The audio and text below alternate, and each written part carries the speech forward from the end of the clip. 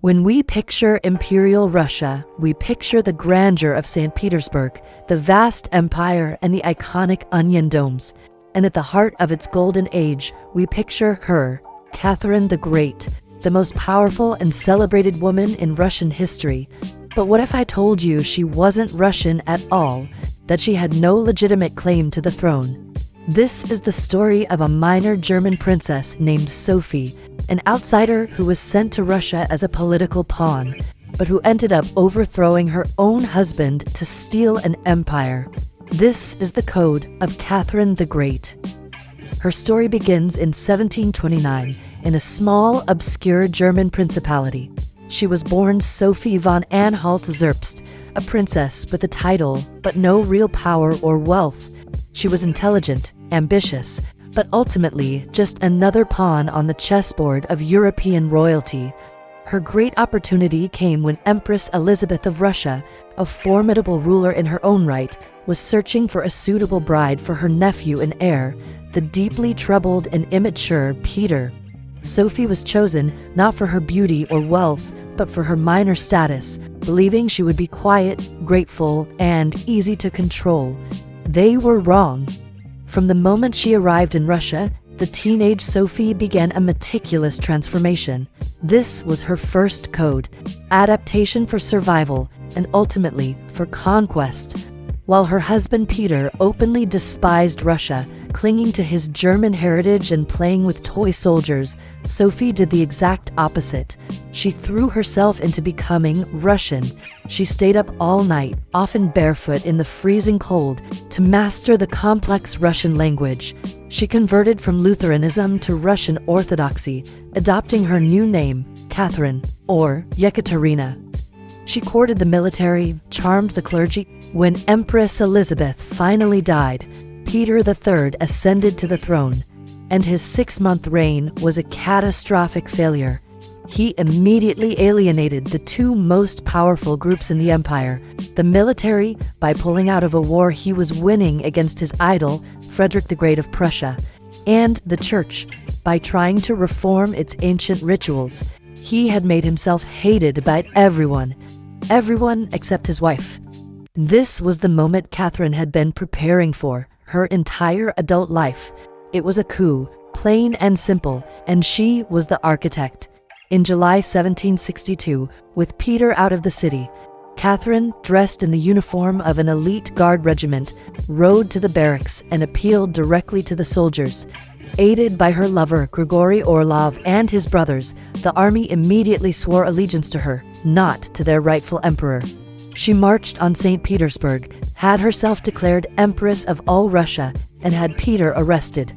Just days later, her husband was conveniently and mysteriously killed in a drunken brawl while under guard by the Orlovs' associates. The German outsider had stolen the empire. The brilliance of her coup was in its speed and its narrative. She didn't just seize power, she justified it. She didn't portray herself as an ambitious wife overthrowing her husband, but as a Russian patriot and a devout Orthodox defender who was saving the nation from a German fool who despised the country. She had spent years building this exact reputation, and in the moment of crisis, she cashed it in perfectly. The people of St. Petersburg and the clergy celebrated her as a savior, not a usurper. Now she was empress, but her throne was built on a foundation of betrayal and murder. She was a usurper. She had to prove her right to rule. This was where the second part of her code came into play: a brilliant two-faced strategy of enlightenment and tyranny.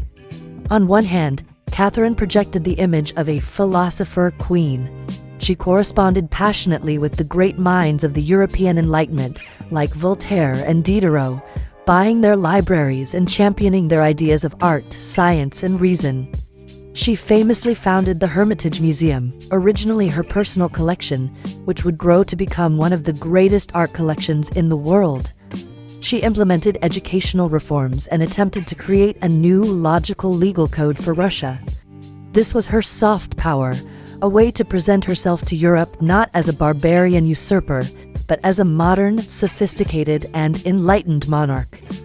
But there was a dark, ruthless edge to this sword. While she talked of reason and liberty with her French philosophers, she was also the iron-fisted ruler who brutally crushed the massive Pugachev rebellion, the largest peasant revolt in Russian history. And most significantly, she expanded the brutal system of serfdom, giving noblemen even more power over their serfs, effectively entrenching the very system of slavery she claimed to despise in her letters.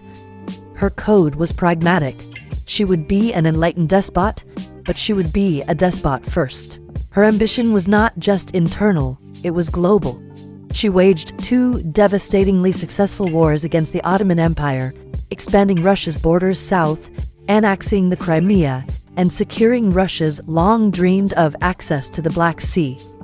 She masterminded the partition of Poland, carving up her own former rival, the country she had once envied, and wiping it off the map of Europe. She was as ruthless in foreign policy as she had been in her own bedroom, often using her many lovers as political and military tools, promoting them to high positions and discarding them when they were no longer useful. The partition of Poland was perhaps her most cynical masterpiece.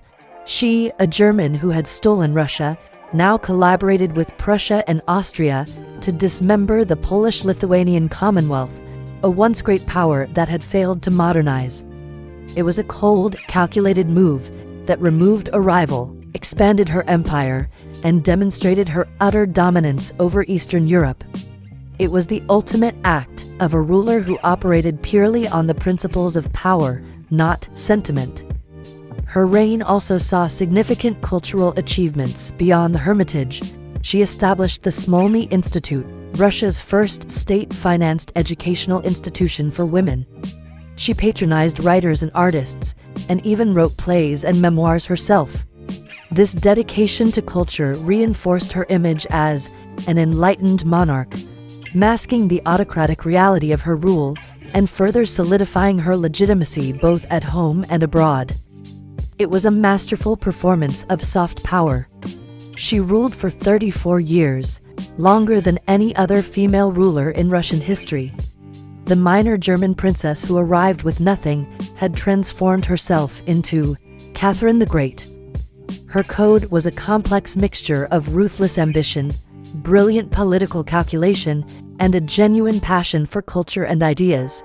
She was a walking contradiction, an enlightened tyrant, a loving grandmother, a ruthless conqueror, and a usurper who became one of Russia's most beloved patriots. Ultimately, her greatest legacy might be Russia itself.